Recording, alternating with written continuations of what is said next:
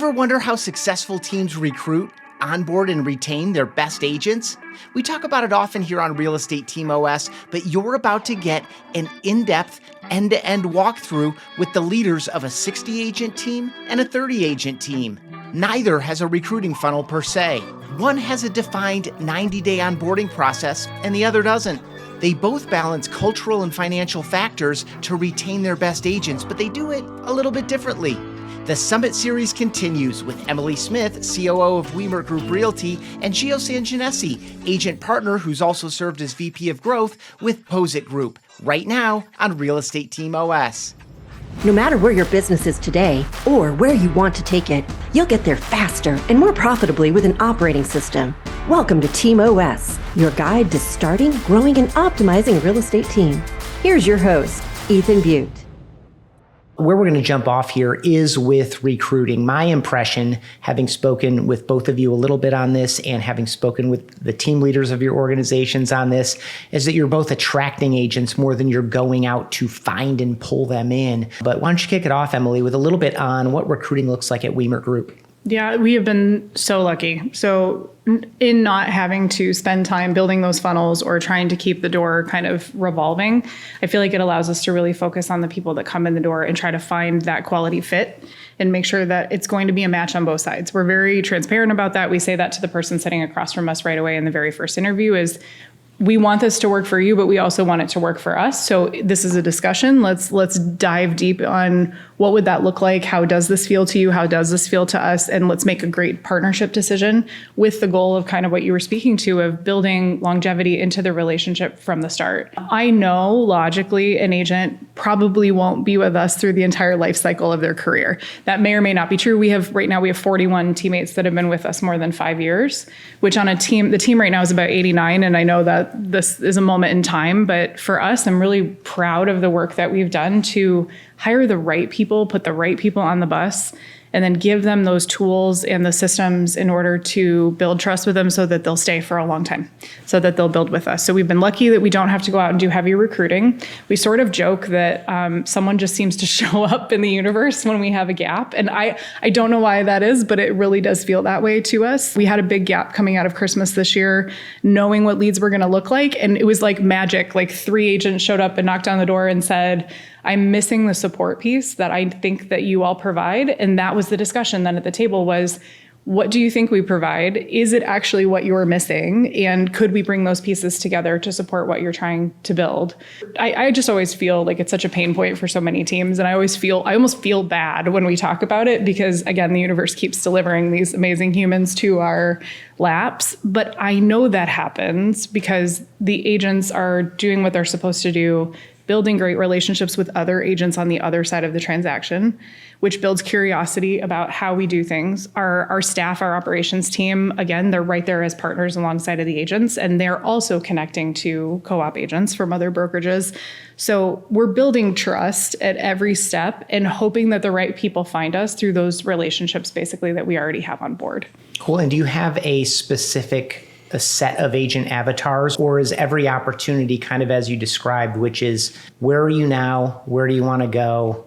Can we help you get there? And if so, let's keep having conversations? I think it's kind of a both and. So we definitely have a specific avatar. Our avatar right now is, we would love someone who's experienced, ideally at least 8 to 10 deals kind of under their belt. Really, that's just enough about real estate that you're not teaching terms, you're not teaching like basics of how a transaction works, or yes, you do have to have a home inspection, or all those basics. It lets them know that they don't know everything quite yet, but enough of a foundation that they also understand the mechanics. So it's not, we can teach systems and we can teach best practices and what we believe are best practices or best habits, but we're not starting from square one. And all day long, I would take an agent that understands what they're doing and has built an amazing business too. That is a different conversation because they need different things in those partnerships. They might need an admin, they might need a support, they might need a buyer's agent. And so when you're talking to them, it's not just about the systems or the technology or maybe like what I would call the traditional leverage that the brokerage provides everyone. It's how do we give you that and create a solid foundation, but then how do we also help you think bigger to break through that ceiling of sort of where they're at. We get a lot of $8 to $10 million producers that cannot figure out how to break the ceiling. They are afraid to hire. They're afraid to take that step. Like, it's a missing piece in their business. And so when they come in, that discussion at the hiring table is, how do we break the ceiling? And we now have a proven track record that we can show them, that we've showed other people how to do it. So they're a little less fearful about taking those steps because the brokerage can sort of show them the way. We aren't traditionally hiring new agents, mainly because we're not good at it. We tried it over the years. We failed at it so many times. And I felt, these are real people, real lives, real families. Trying to make a real change in their lives. Right. You want to do right by these people when they come in. And so when we see someone, though, that we believe could grow into some, we call it talent in this world. That word sort of bothers me sometimes. But when you see people that are hungry, they have grit, they feel like they could grow into this, what we'll do is say, hey, you can come into the brokerage, but you have to be paired with a mentor agent for about a year. They don't technically work for the brokerage at the time. They're not eligible to take direct leads from the brokerage. They can't take advantage of all the systems. They aren't writing contracts for themselves. They aren't doing all of the things a traditional real estate agent would do, even though they're licensed. They are truly like earning their stripes under someone who's helping them hit some mastery points. And so 2 different avatars. You have the successful already, know a little bit about the business or know a lot about the business. And they want to plug into your systems rather than Correct. build their own to break through that ceiling.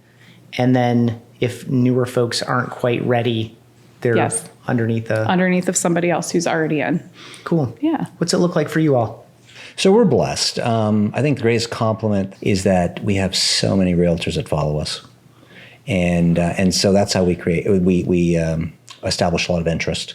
Is we get a lot of realtors that'll call, and it always sounds the same. Hey, Gio, we've been following the Pozek Group for a long time. We love your content. We love the stuff that Ken puts out there. I moved from this state or that state, as I transferred my business into Orlando, and you guys were the ones that taught me a little bit about what I was moving into. So a lot of our interested potential agents, partners come from that. And then we have a lot that come through transactions. Social media seems to be a real important point because you look at what Ken's done and you look what our team does.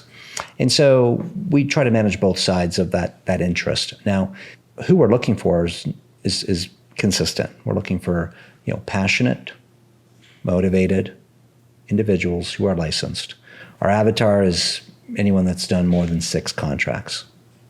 We also like to hire, seasoned and experienced agents. However, recently, because we're getting so many calls from newer or newly licensed, is we're starting a new program. And for simple terms, it's called a mentorship program. You think you've used that word as well. And so we have many agent partners in our team are now raising their hand and saying, I want to be a pod leader. Well, one of the ways that we're going to help them transition, or at least be considered, is by becoming a mentor.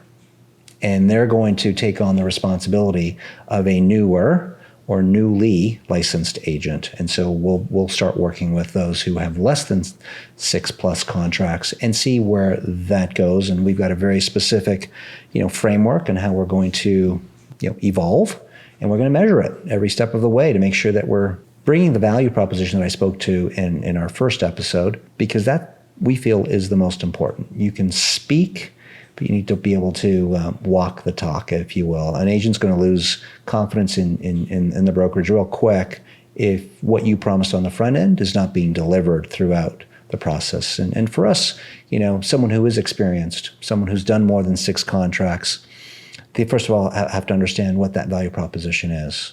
Because when you're on a team, you are giving up a little more for every transaction. But in return, you have to offset the value that you get. And is that value going to grow your business to where you want it to be? So one of my questions right off the bat is, where do you think your business can be 5 years from now if you're on this team? Or more generally, what is your true potential as an agent? Where do you think you will cap out in terms of units and volume? And we grow from there, And one of our more productive agents had a very low number when I asked that question, but I could see the potential. So we ended up, asking her on the team, and she's a rock star because she didn't realize what her potential was because she didn't know what she didn't know, right? And so we help a lot of our agents along that way as well, taking the value proposition and helping them through the process by way of that one-on-one interaction with their pod leaders. So we're very intentional about how we do it, but it starts with, again, passion, motivation, and then being a good culture fit or representing the core values that we know will make them successful on our team, with what we do. I love when you sit with someone and you see the value and you see that they could do more and they just don't quite see it. Like that's fun for me as a leader sitting across the table. I do not love the opposite though, when they're like, I'm going to do all these things. And I'm like, I don't think your track record of success is showing, whether it be that you started in real estate or not. I'm not seeing that evidence that we're going to get there. So my response is real simple. Let's unpack that. Yeah. What does that look like? So how are you going to get there? Right. How is a great follow-up question? Yeah. How does that, what's that look like over the last 3-4 years? Yeah. Is there a reason you're now considering a team truly? Because you're going to give up more. Yeah. But are you going to get more? Mm-hmm. And we believe you are. But do you believe that? Yeah. And that's what it comes down to. So, there's a movement towards agent considering teams more than ever. I started as a solo agent. I was very intentional. I wanted to fail and succeed as a solo agent, understand all of what it took to get from point A to point Z.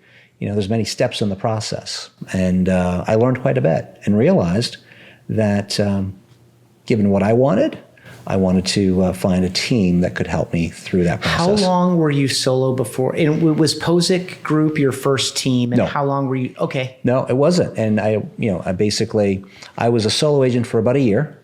I did fairly well as a solo agent, but I've never been that administrative type, right? So that's my least favorite part. So joining a team takes that away in a very big way. So that was part of my motivation.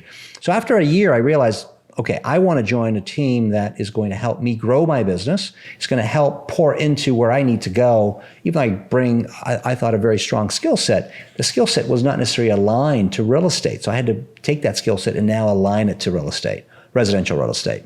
And so the first team I joined, unfortunately, was not a good experience. I was with them for about 90 days and realized it was just not a good fit. And I won't go into the reasons why. It just wasn't a good fit. And I ended up leaving, and the team ended up disbanding quite shortly after. Went back to being a solo agent, and Ken and I actually met at a broker's open, and we ended up having a chat, and we aligned on certain levels. We ended up having coffee the next day, and continue to really appreciate each other, and the rest is, as they say, history.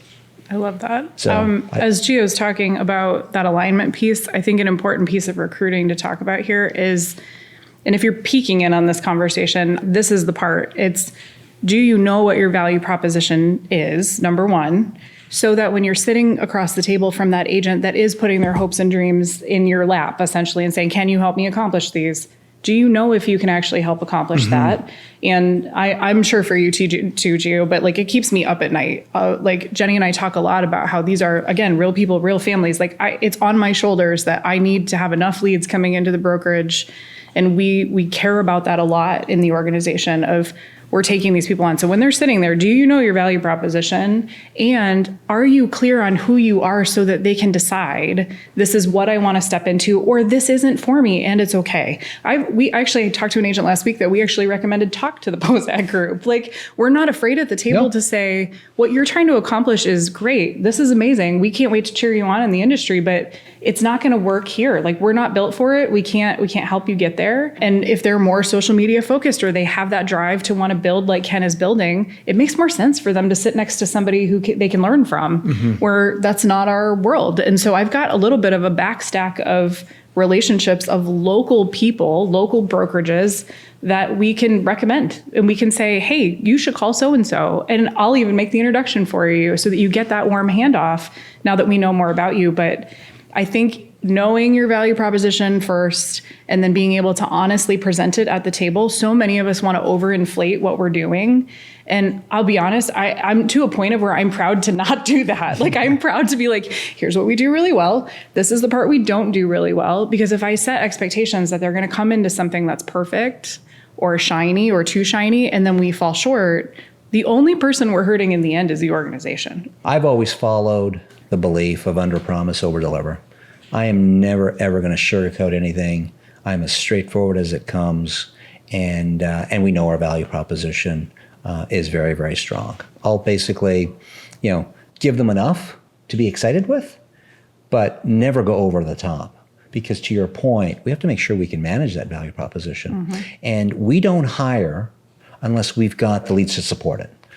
So we hire based on what our lead generation is capable of. And if we need to open up more channels, if we need to put more money into certain channels, that's how we hire. So we'll never bring on more people than we can handle. And that's part of our position of under-promising and over-delivering, in that we know that if they are a good fit, we both agree, and they join our team and they're willing to put in the work and they bring their passion, they bring their motivation, they're going to succeed.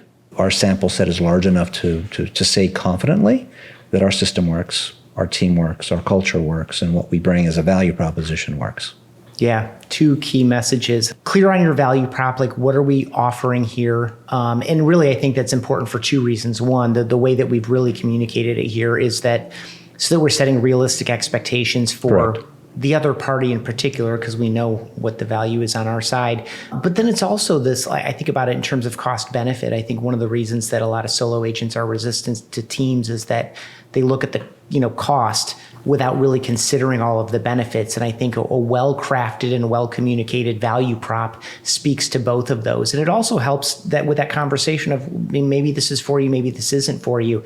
I mean, in addition, I think it was in our previous part of our conversation in the first episode where you said you never want to hear that someone got into this business to make a ton of money. Likewise, what I hear from people in a recruiting context is I never want to hear, tell me about the splits, either A, ever, or B, as the most important and first question from an agent. Because again, it's just really only looking at one side of a true value proposition and a really good fit with an agent. I have a 15-minute conversation with anyone that's shown interest. And within that conversation, I basically try to determine if they truly understand what team is and what their current commission split is.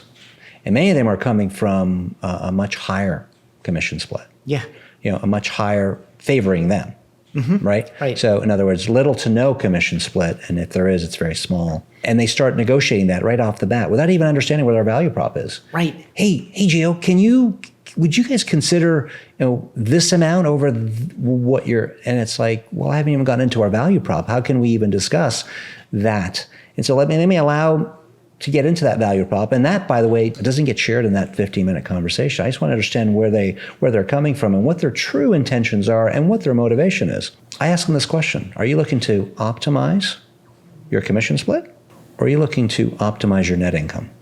That's it. I mean, you're paying for this stuff one way or another. You're either paying because you're not doing the things that you could do if you had the type of leverage and systems we have behind you, or you're not counting the costs you are incurring to do your current level of production. Correct. So it always should go to the bottom line first. Absolutely. And those that say, no, I'm looking to optimize my commission split, right then and there, I'll say, listen, I appreciate you, but we're not the right team. Yep. There's a lot of teams that will simply apply a small transaction fee to every transaction or a smaller percentage, but just ask yourself what they're providing in return.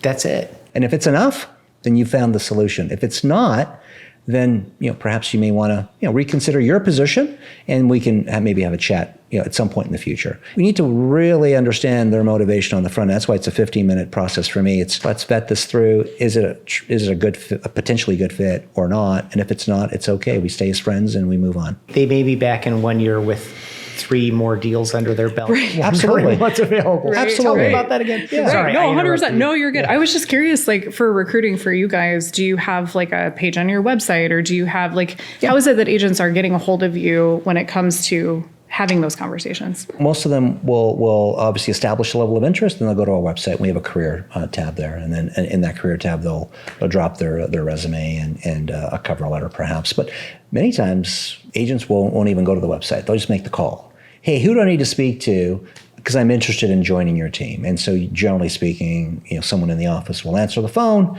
and then I'll get a message through Slack. Hey, this person just called. They're interested. Before we initiate any conversation, I need to understand a little bit about their background. Mm-hmm. So for us, it's always a resume or a LinkedIn profile. And if they don't have either, I've had agents say to me, you need a resume? You need a LinkedIn profile? No one's ever asked me of that. I said, yeah, but I don't know you and you don't know me. And I just need to understand if there's a generally good fit. Are you capable of selling yourself? Right. Right? Like, Right? So I try not to make a big deal of it, but real. I'm surprised when that comes across. It's like, where else in any other industry can you get a job without a resume? And Or a cover ironically, letter. you are the product you're selling. Right. Right, it's Right. true. So I just help them understand that this is just an introduction to each other.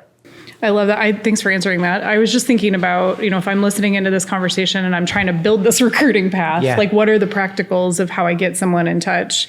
I realized we had a gap I was tired of having the same 27-point conversation over and over again. And so we built like a career magazine that lives on our website. So when someone goes to our career page, they can quickly flip through it and read about everything that you just talked about. The splits are in there, they're covered. The culture, like how we expect folks to operate on the team, how we operate on the team.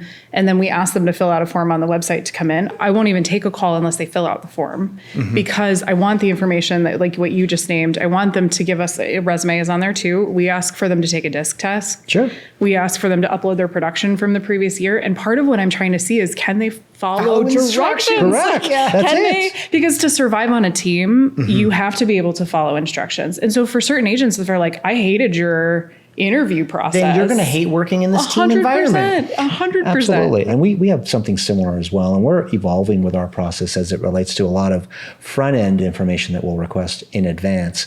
But what I find, and I'm not sure if you come across this, is that although you present the information, it's obviously either not read or comprehended. So they're asking you the same questions that you have. Does it resolve? It doesn't always resolve. So there's always that people component But that has also to be closes one of your unasked questions, which is 100%. how plugged in are you? How much do you want this? Correct. Et cetera. That's How much exactly do you know it. about us? That's Yeah. right. Did you actually do? I mean, Yeah. we forced you basically to go to the site to fill out the form. Did you take the time to actually read about who we are?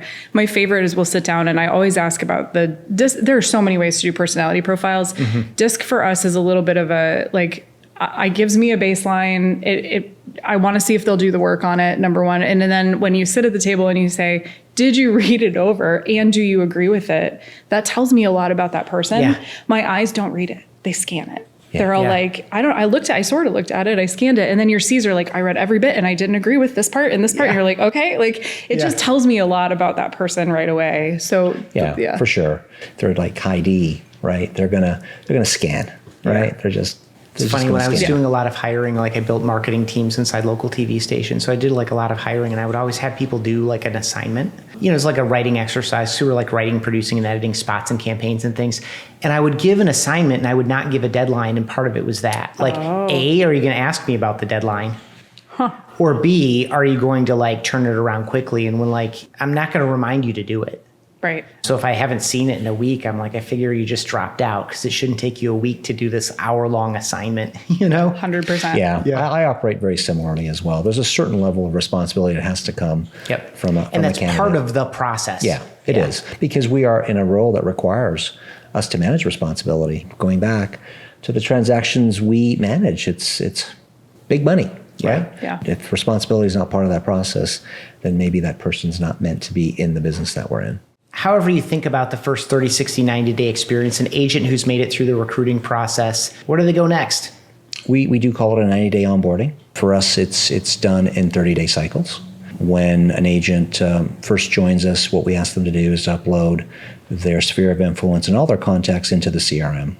It will always remain with them, but we leverage the CRM and marketing initiatives around it so we can announce them to the world, basically. So once they've done that, they will not get leads. So we start them off as associate agent partners. An associate agent partner has to achieve basically 3 contracts within the first 90 days and some tasks that go along that assimilate them with the way we do things because we know the secret formula works, right? The secret sauce works. And so we help them assimilate with that. But in those first 30 days, they're also opened up to what we call a pool account. A pool account's made up of leads that we have generated over the last 4, 5, 6 years. And so there's a lot of gold in there, right? And so that's how many of them will get through their initial objective of getting 3 contracts. It may seem daunting, but we've had agents that have done it in 6 weeks. We had an agent that had 1 year, less than 1 year of experience. And she was like perplexed. How can this happen? And she was very open about sharing that thought. And again, the belief system was there. We just kept encouraging her and kept helping her through elements of the business. And in 6 weeks, she got it done. For many, they will need the full 90 days, and we will look at their situation after 90 days. But in the first 30 days, it's all about them acclimating through the CRM and then diving into the pool, understanding, who we are and how we do things, introducing themselves to other partners on the team, transaction coordinators, ISA, marketing, production, and then we evaluate where they are at 30 days with their pod leader. So every week we meet with every agent partner as a pod leader for 30 minutes, and we're there for them throughout the week. And we evaluate over the first 4 weeks if they're, showing what they claim, right, and to be doing. We measure in many different ways. Along the way, we always like to encourage and motivate and celebrate with them, but we're also bringing the other side of, gaps that may be existing, things they may not be doing. And we build that 30-day into 60 days. And we, again, hopefully in that 30 to 60-day period, they've got at least one contract under their belt. And we build that up again between 60 to 90 days. And at 90 days, we have a passport that they have to complete. That passport will outline for them exactly what's required, including the 3 contracts. And if they've achieved it all, we celebrate. And if they haven't, then we'll talk through, from their perspective, how they think of where they are. And we've measured every week, along the way. So we as pod leaders have a really good idea of where they are in the process, aligning what they're sharing with what we are seeing, making sure that there's reasons. In terms of activity and effort and effort, work, passion, make sure motivation. They're having illusions about the effort that they're putting in. Absolutely. Communicating well within the team, because culture is really important, right? A lot of people, will show them their best self and then become who they really are. Now, fortunately, we haven't had a lot of that. And so we get to 90 days and there's always a discretionary call. So if they've got at least 1 or 2 contracts completed, we generally, if the work is there, the passion is there, the motivation is there, and they're being authentic about it all, we'll continue to work with them. But that first 90 days is our way and their way to make sure that the alignment and the relationship and the expectation are all that they were looking for and all that we are looking for. And for the most part, we do a pretty good job on the front end, which means that they tend to continue with us beyond 90 days and they become agent partners at that point once the 3 contracts and all of the other expectations are met. Is there a formal, and feel free to ask your own questions too, because I feel like you might have a couple. I was just going to ask the question I think you're about to ask. Well, for me, it was like, if they don't fill out the whole passport within the 90 days, I definitely hear like it's a discretionary call. Some people maybe have an illusion that's going to be difficult to break about their own effort and achievement. And maybe that's a departure point. But it sounds like you're working with people that are showing promise and going through the steps in a sincere and earnest and effortful way. Is there something formal there? Is it like another 30-day like probationary period, or is it like, what does that look like? Yeah, we pour into them as pod leaders as a team, and if they follow 80% of what is being presented to them, they're going to succeed. Yeah, we work through, those that may not be following 80%. And help them understand why it's important. But to your point, if they get to 90 days and either the work is not being put in, the motivation has waned, then we have to ask ourselves the question: is this for you? Mm-hmm. And if it's not, it's okay. Or are you for us? Well, the first question is this for you? Yeah. And then, are you for us? Yeah. So fortunately, we haven't had a lot of those situations because of the pre-work and a lot of the work we do on the front end. We get to that 90-day point, and not everyone achieves their 3. Mm-hmm. But they achieve enough that we want to continue to pour into them. And in a short time after, they're generally, through their associate agent partner process and full-fledged. And what's the difference between the two? Once they become an agent partner, they're now opened up to leads. That's the difference. Mm-hmm. Otherwise, they get all the same resources, all the same support as an associate agent partner, is just earning in to receiving leads. But let's not forget, we have thousands of leads sitting in this pool, of which those who want to work into the pool and understand how to work it efficiently. We make that available to them as well. Like, there's best practices about this as well. It's not just diving in and calling a person. There's ways you can filter and ways you can draw that gold out of it. That graduation process from being like an associate part of the team into being like a full-fledged part of the team, is that public facing too? Or do you just call your teammates realtors, or does the public understand that there is a title change? No, they're agent partners. Okay. I mean, they're agent partners. It's just that, again, the only difference, an agent partner or our team, whether they're associate or full-fledged agent partner, the only difference is them being open to leads. We don't really hype titles too much in our culture. We are people that are there, to serve as best as we possibly can. Yeah, us too. Yeah. Do you have the same onboarding process for an experienced agent? Like experienced versus not experienced? Are they going through the same process, same passport? Same process, just less tasks. Okay. They still need to do 3 contracts, but less tasks. Because, some of the tasks that we have is, you've got to shadow some agents with buyer consultations, with listing appointments, and other things. And so for someone who's seasoned, we'll have much less for them to do. Just learning how we do it. Just learning how we do it. And what's what. That's right. Exactly. It's an assimilation process more than anything else. Whereas for those who are relatively newer to the business, it's just allowing them to put more time into a certain task that helps them as an agent first and foremost. Make sense? Yeah. Makes sense. Yeah. First. What's the experience for a new agent, not new agent, but an agent joining Wemert Group Realty? Yeah. What's that look like? Yeah. So in a perfect world, I have a 2-week onboarding experience. And I say that because bringing on experienced agents means they're coming in busy. Mm-hmm. And they're coming in most of the time with deals in the pipeline already, or listings that may or may not need to be moved from another brokerage or are staying in it. So there's complications off the start that make it not as clean as would feel pretty on a piece of paper if you're trying to organize your onboarding process. And that's common. Very common, I think. For you all. For us, yes, very common. Almost every agent that we onboard is like that. But in a perfect world, it's a 2-week experience.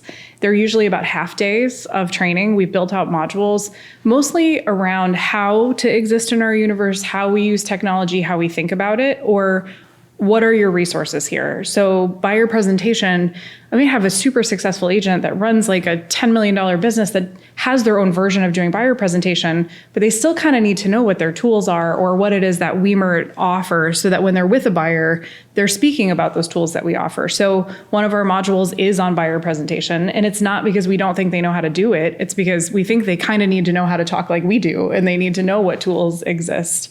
But it's introducing the technology to them. Day one for us is culture right out of the gate. We do a session where we invite a couple of agents that have been with us for a long time and a couple of agents that are newer to the team. And I mix it up on purpose because I want the newer folks to still be getting to know the older folks that have been around for a while. And I want the folks that have been there for a while to meet the newer people. So those walls come down a little faster. And so that they want to build relationships and help the newer people on the team, whether that be someone that's been there 6 months or your new person that's sitting at the table today. It's usually 5 or 6 of us. And we go through the history of the company and the story. And part of why we do that is from the start, I want them to be able, when a client says, tell me about Wemert Group Realty, it's a boutique brokerage. And so they need to have a little bit of a way to speak about that. It also lets us tell Jenny's story of how did we get here? Why are you person number, name a number. And it also lets us say, hey, you're person number 89. We're building this really awesome story, and we've built an awesome story to get here. We're already successful.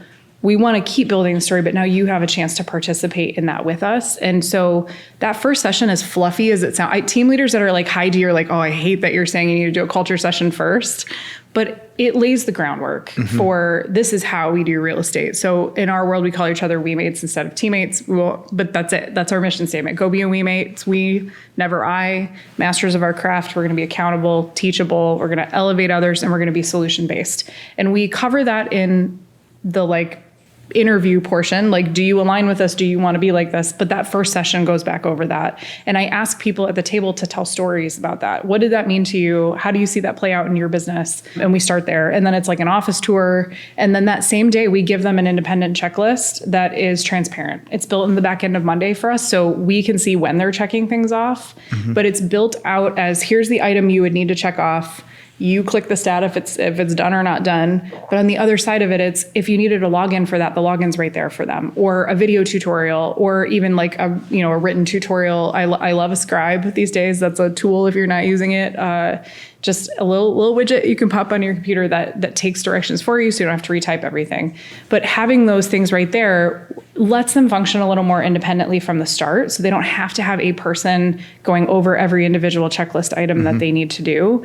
I think teams miss all of the weird checklist items sometimes unless you have them in an organized spot. And I'm talking down to like, is your email address in MLS your new email address?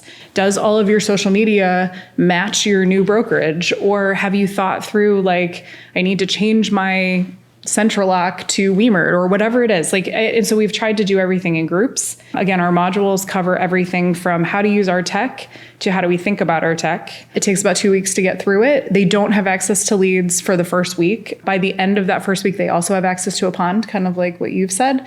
I'll be blunt. Most of the time they're overwhelmed and they're still trying to keep their other pipelines going. So most of the time they're not in the pond on the first week. By the end of the second week, if they're eligible for real leads program, we've started training them because we have to keep that wheel going for them. And that's part of the value of coming into the team. So we don't follow like a 30, 60 day protocol like a lot of other big teams do. We're hiring well at the table. We're trying to ask ourselves up front, like, will this be a good partner for us? Do we feel like they have the capability to step into our systems and just get going? And then we're asking the TCs to watch the contract to close process and mitigate and coach and help. We're asking our leads manager to watch on her side and say, do they get this? Do they get a handle on this? Do they understand how to convert a lead? And if they don't, we put the coaching in under them at that point. For the most part, we don't have to have a lot of big conversations because we've hired well, like Gio was saying, from the start. We're lucky, but a lot of that is we do a lot of upfront work on putting them through the right hiring process out of the gate. And I think that matters a lot when you're talking about this process. So we don't take them through some big crazy checkpoint system. They do have to complete their onboarding checklist. If they don't have that whole list checked off, they can't have leads.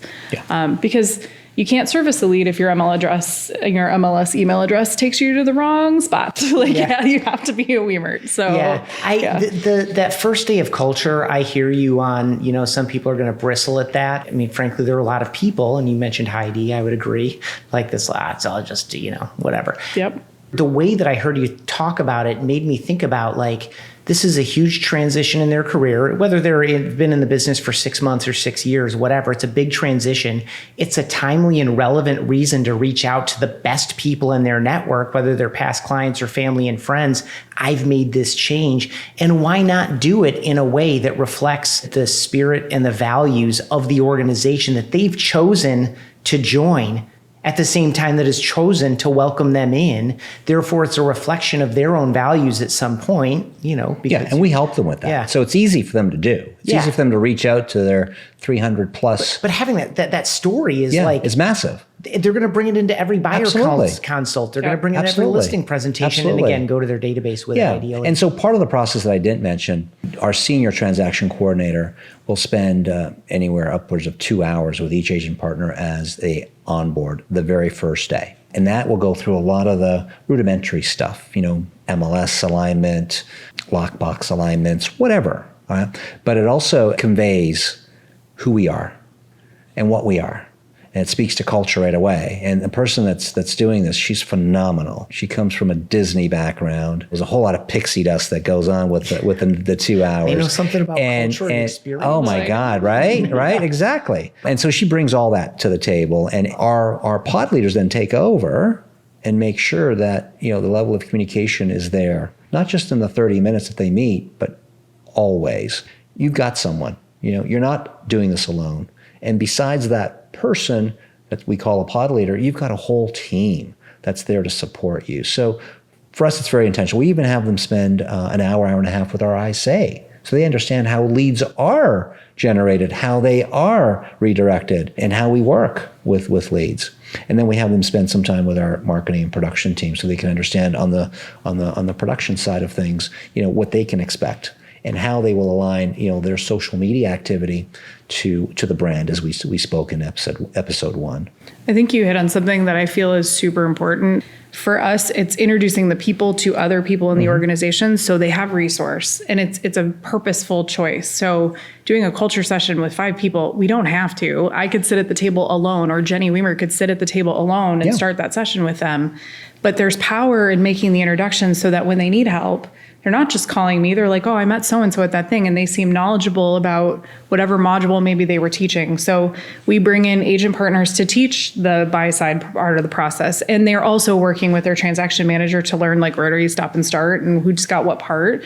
But there's a people element to that really matters. And if you're a small team and you're listening to this and you're like, we don't have all the people, look at the other people in your organization. It doesn't have to be somebody on staff. We ask agents to teach MLS and carts and all the pieces to go, you may know all of this and you might teach me something, but I've got some tips and tricks because I'm an agent every day in the field using those pieces. Well, now they have an agent partner to call on that. But if you think about what we're saying, we work with agent partners. There's a partnership there. Many brokerages call them simply agents. And I think that's the subtlety and the difference between our businesses. Bodies. Yeah. Oh, yeah. Right. We truly are partners. Yeah. I think that's a big part of what we do, of what we both do. It seems like, right? It's a language change that can start at the top. Yeah. I really feel like culture gets going when it gets down to the middle, and the people, no matter what seat they live in, own it and live it and start behaving that way. Like a lot of what you're talking about is your team spending time with the new people, leading from their seats, so that the new person feels like they're already in the fold as they get started. Absolutely. That's where culture is built. Absolutely. It's not saying, hey, we're going to be this way or we're going to live into this thing. Because by definition, what is culture? How would you define culture? What it feels like to work with us. Right. That's how I would define it. That's or how it. we do it around here. Right. Yeah, how we do real estate is who we're going to be in. And it's in the action, right? Not the words. Yeah. You can tell someone, we've got a great culture. Oh, wow, that's awesome. And then they get in there, it's like, I actually feel like that makes people nervous these days. Yeah. Like it's not trust. They're like, don't tell me you have a good culture. Not. It's Right. like, just show me. The word I used to always use, like to make that point, is the word classy. Like the more someone insists that they're classy, You're like, yeah. But it's at all these things. I'm very trustworthy. Am I? Mm-hmm. Really? The more trustworthy I tell you I am, probably the less you believe in. It's the same thing with this. Right. And that's why we use the words agent experience, client experience, customer experience, whatever. It's something they need to experience from you, maybe feel it consciously or subconsciously in thought and feeling. But it's that realized experience. Yeah. And what we have found as well, we spoke about community in the first episode, and what we are there to help a client through if they're a buyer, is helping them find community. Well, we find the same with agents. They're simply trying to find their community, if they're looking for a team. And so part of that is understanding what they mean by community and what they're expecting that community to provide for them, as part of that fit. And that brings in culture, it brings in, all the resources, tech or otherwise. And what participation is required of them to enjoy those benefits, Correct. Which comes to some level of standards and accountability. So we're applying community on both sides of the coin. So I think we're already kind of bleeding into this topic, but retention. I mean, certainly in staff, but also in agents. I know both of you are in organizations that have very good tenure and consistency in folks. What are a few keys to retaining really good people, whether it's staff or agents? Obviously, it's engagement. Obviously, they need to feel like they're in a place where they belong. Obviously, the math needs to work from a financial standpoint, both for the organization and for the person. But like when you think about engagement, loyalty, retention, what are the things you're either working on, or what are some of the things that you all feel like have been key to your success in that area? I think for us, first and foremost, the leaders of our company are really just wonderful people. Like Mike and Jenny Wemert are some of the most down-to-earth, stable, amazing. I say stable because that sounds like a weird I heard you on that word. I was like, that's a good choice. But they are. I mean, they're just like down-to-earth people. And so when you build your brokerage around this very down-to-earth idea of let's be good humans, let's take care of other good humans, and the money will take care of itself, it changes the natural flow of how the organization is built from the start. And when you're kind of filtering everything you're doing through that lens of, does this take care of our people? And I mean, like, our people that work for us, our agents that choose to be a part of us, and then on the outset layers of that, like the clients or the title companies or the lender, like when you put everything through the lens of, are we doing this to make a great experience for everyone? Or is this fair to every party involved? It changes how the whole thing is built. And so Jenny was a teacher before she came to real estate, and that like servant heart piece, again, it sounds fluffy for some people, but we talk about it openly in our world that like, you've got to have some grit and you got to want to serve people, be on our team. That's a part of the avatar. And if you'll do that, then you'll fit in around here. And that I think is what keeps people on the team for a long time, because they align with that from the start at the table, and then they watch leadership behave that way. They also are given the space to lead that way. In our world, we don't have a lot of titles. We don't have a lot of levels on purpose, because we want everyone leading from their seat, which gives them freedom to feel like they can grow in our world. So things have to be fair. The money has to make sense, like you said. But do they just feel enough space to grow the kind of business they might want to grow? And do they feel like they've got leadership looking around corners for them? I think that's a big part of it too, is leadership looking for other tech opportunities so they don't have to. What's going on in the industry so they don't have to. They can sort of start to stay focused on the client, not pay attention to what's going on out here. And then when it gets brought to them, they're like, oh yeah, I should probably pay attention to that. And I think that's what keeps people. Quick follow-up, and then we'll hear how you all think about it, or how you personally think about it. Sometimes I hear the language of re-recruiting. The way that I think about it is really this experiential piece, which is, you're selling and then you're reselling. Marketing is at some level, making some promises and creating some hopes and expectations. Sales kind of closes the gap on whether or not that's like a real thing, are you actually going to get this? Once you're in the product or service experience, you're realizing some of those benefits or not. But I think a gap that a lot of folks miss is the opportunity to remind people that, hey, you remember we made this promise? You remember we answered those questions? Remember you got this thing? Remember we delivered on this, we delivered on that, you're getting this, you're getting that. I think that there's an opportunity to remind people of the value they are getting so that they don't start entertaining this like, oh, well, this is a transaction fee only shop. And you're like, oh, tell me more, but it's like, you are doing these things for agents, and they might miss the fact that you are looking around the corners. And they didn't, because if I don't have to think about or worry about something, it's just taken care of. It's easy for me to not appreciate that. Of course. No, I think that's real. I think to acknowledge that this is still a business. So we do need it to work, and that it does have to be sort of like, we did this. Does it make sense? Do you appreciate that we did that? Like, there is some of that involved in a real estate business. So we want it to sound nice and fluffy, but there are some practical pieces behind that. I just think my agents are all recruitable at any time.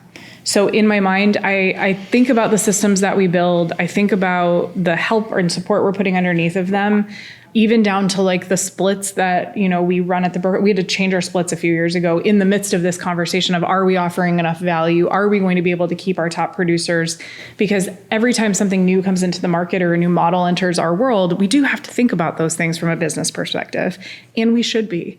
I do think sometimes team leaders take for granted that these people are willing to stick their license and say, yes, I'm trusting you with this thing, help me build. And we're like, great, I'm on to recruiting the next person. So, I think there is a little bit of that happens. Yeah. But again, if you're looking at these people, like real people, real families, I feel like I'm on a broken record on that topic, but if you care about them and you care about seeing success through them, you're not going to forget about them, and you are going to care about how your splits play out, and you are going to care about if your marketing is working to generate enough leads to feed that family, and you are going to intrinsically create value to keep the people that are there because you do care about them. And I want to acknowledge, as we get bigger, it gets harder. Mm-hmm. It gets a lot harder. When I was like team member, 19, and so now we're 89, and like last names don't come to me as quickly as they did, right? Like I know all the first names, but the last names are harder. And that's almost embarrassing to admit, but it's true. It's harder. And I don't know dogs' names or kids' names like I did when there were 25 of us running around. And it's a different way of doing business, and it's not bad. It just means that you do have to lean on your middle layer to provide that value as a team. You're like, we need the transaction managers. I need my listing director. I need our leads manager. Anybody sitting in those seats to help carry the bulk of the weight of knowing our people well, so that they can feel heard, they can feel valued, so they can feel like we're offering all the pieces. But ultimately, I know they're not staying with us if the splits aren't right, the leads stop coming, and they can't build or grow, or if the systems get too frustrating or cumbersome. They're not going to stay.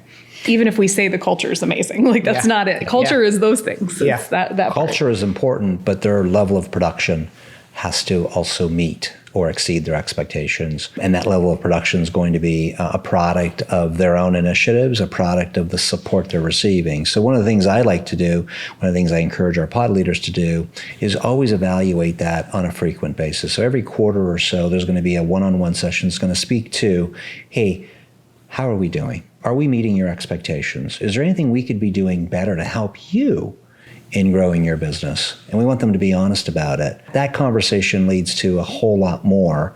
And that's where you take the temperature of where you truly are. Even in the first 90 days, right, you've built enough rapport with that individual that they're going to start to share. If they're not going to share, then you haven't built that rapport, and that's shame on the pod leader.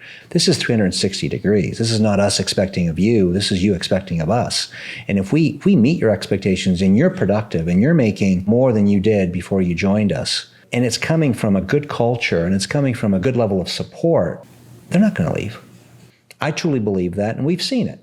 So it's incumbent on us to work together as partners. For you, as a producing agent, even today, what was it about your experience in the earliest days of the Pozek Group that kept you plugged in?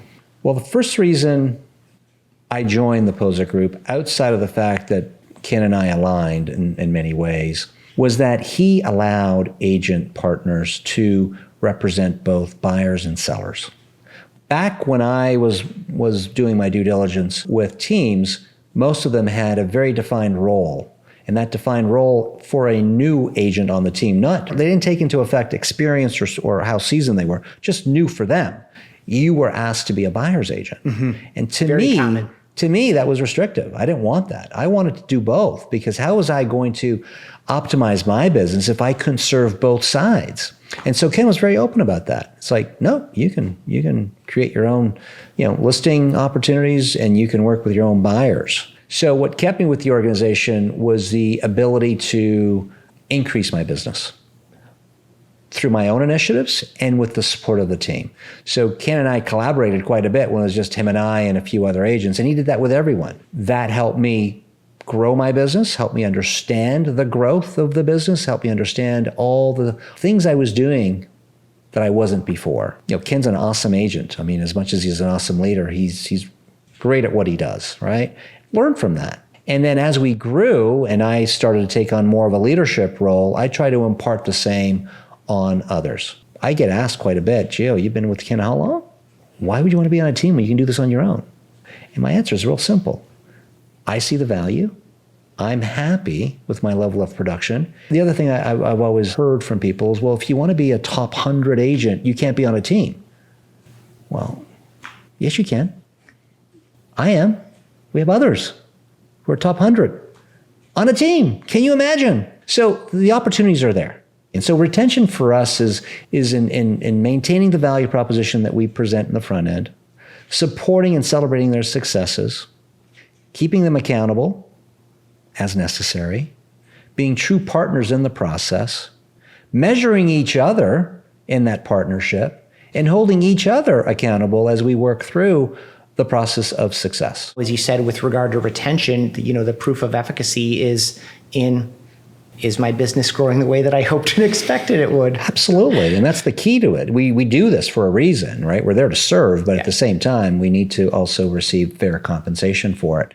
As I sit across from people in hiring, they're considering, do I want to join that team or should I do this myself? Because they're being pushed to do it. In certain worlds, it's like, well, your next step, now that you've been a successful agent and you've hit a certain, let's say $8 to $10 million, they're like, you need an assistant or you need to start building your team. And I'm like, that is a huge distraction. Totally. Huge distraction. How many times have you talked to an agent who hired an assistant, didn't work out, hired an assistant, didn't work out? It is the cycle of life. I am in that conversation probably every other week, really. Yeah. And sitting at the table and going, I feel your pain. I know what you're talking. It's a much different conversation. But to be able to say to them, of course, because you tried to hire them and then you couldn't sit next to them because you were too busy because you were out with the thing. So they failed out. I mean, it's literally a cycle. When you look at the value proposition, right? And you speak to someone who is hesitating on team because of cost. I ask them, okay, so if you went out and bought your leads or nurtured opportunities that became leads, Will that provide what you're looking for? And then you have to hire a transaction coordinator. You have to go out and buy a CRM, because how else are you going to stay organized? An Excel sheet won't help you when you want to do a lot of business. Yeah. It'll help you if you want to do a certain amount of business, but an Excel sheet by itself is not going to help There's you, a ceiling right? just inherent in that decision alone. Absolutely. And then you went and hired, as your business is scaling, people to oversee each element of this, right? Oh, by the way, social media. You want to be a big social media, celebrity. Great. You know what that takes? It takes time, right? It takes content. You're going to have to hire someone to manage that for you as well. Well, guess what? That's what we provide. And so if you monetize all of that, you're over $100,000. So do you want something turnkey that's worth over $100,000 that you can just jump right into and start succeeding? Or do you want to take the years that it's going to take and the monetary resources, the ebbs and flows of the learning process? That's up to you. And if it's the latter, then again, we're not the right fit. But if it's the former, my goodness, let's go. Yeah, it's a classic builder by decision. That's it. Mm-hmm. Yeah. Gio, do you want to come do all my recruiting appointments? Talk to all the, I'm just kidding. Sure, absolutely. Listening Why to you not? talk, I'm like, this sounds great. Gio should come. Yeah. Yeah, no, I just believe what we're doing, and I have the utmost respect for your organization, because I come from a Keller Williams world, and Jenny was highly revered in Keller Williams. I mean, that's one of the first people I heard actually in a process they called Ignite, where they're training their new agents, and so Jenny came up a lot. And then having met her, it was I've had a couple of opportunities to meet her, and and just a quality person, and I think we both feel of our leaders in a very similar way. I think who you follow matters. It does. In any level of this conversation, whether it be in seats like we have where we're next to leaders that have built something really amazing, I think there's a humility for me in the fact that I didn't start this story. Jenny did. Yeah. And she gets the credit for that. And Jenny still comes to work every day. Ken is still working every day. Like, they get the credit for that. And I'm perfectly willing to share that credit, because guess what? There's enough credit to go around. There's enough room in our story at Wemert to have success for every agent that wants to join us. Yeah. And we're not going to hire every person because it's not the right fit or it's not the right whatever. We've been talking about this in this whole conversation. So getting clear on your leader has value, like who they are, how they started this thing, that matters, and the respect level for that matters. But them respecting the person who's lowest on the totem pole matters too. Yeah. And the person who's just starting and understanding what it takes to say, yes, I'm going to trust you with this business that I really care about. I'm going to trust you to come in and be an agent partner. That deserves the other side of the respect. And I think sometimes team leaders don't have enough respect for the guy who's grinding it out on the other side. We're like, oh, they're just a body. Oh, I'll find another one. I'm like, no, these real people. Real people. Real people. And I think the one thing that makes it all work is that there's no ego here. We can all bring that to the table. We're humans, but we don't. Yeah. To that ego piece, part of what has kept me in my seat as long as it has been watching a leader like Jenny. Honestly, she's the smartest person in the room. Like, when she speaks real estate, I learn something every time. I've been sitting next to her for 10 years and I still learn something. But watching her not have an ego and watching her be the learner in the room gives permission for everybody else in the organization to also be that. I'm a little bit of a perfectionist by nature. I like things to be kind of perfectly in their spot. And growing up in this business with her has taught me done is better than perfect sometimes. Let go. It's okay. We teach our own people through Jenny's modeling that in real estate, there's not a lot that money or time or an apology can't fix. So there are big things sometimes that happen, but none of it's fatal. No. And so when you can build an organization where you can say, listen, we're doing really well at this, but also we're horrible at this. There's such a freedom in that to be able to have an honest conversation, whether it be in a room like this or on a stage or with someone at a table where you're promising in the hiring process to be like, I'm so sorry. If you come into this organization, we actually really lack in this area. I think people are afraid to do that. I watch Jenny model that every day, and it reminds me to be a real leader and to be humble and to speak truthfully about where we're at and not try to show off that we've built something that we haven't, or highlight a system that we're we are building this thing, but we haven't actually tried it. That's not... We're building this thing in our mind right now. Correct, right? I hear a lot of that out there, and I want to talk with agents about the realness of what is proven, what works, what will help you actually get to your goal. Where do we think we're going to fall short on that for you? So you can decide yes or no, this is for you or it isn't. Or else I can say, hey, let's call Gio. We're at the table and let's make an introduction because maybe Pozek Group would be better than Wemert Group Realty for you. Yeah, and we feel the same way. Leadership, as you define it, is exactly that. It's not, again, having any ego. I don't need to impress people on the car I drive. I need to impress people on what I do for them as an agent, as a consultant, as someone who's looking to achieve. And we try to impart that through our team. It's not about the show. Yeah. It's not about the suit you wear, the shoes you wear. It's about, just showing up and doing what is expected of you in the best way you possibly can. That's what it's about. It's about what it feels like to work with us. That's it. I appreciate you both so much for all the time that we were able to spend together. This has been an absolute pleasure.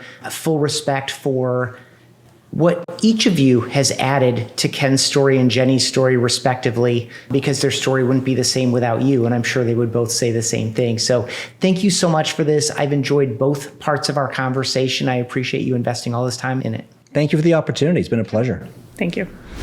I hope you enjoyed both conversations with Gio and Emily as much as I did. If you've missed any of our episodes in this Summit series, they're all linked up right down below in the description. All of these panel style, mastermind style, summit style conversations are available to you right down below. Our final episode in the Summit series is up next, and it features our 4 real estate agents breaking down seller communication strategies that are helping them in today's market, and video and social media strategies that are really working for them right now.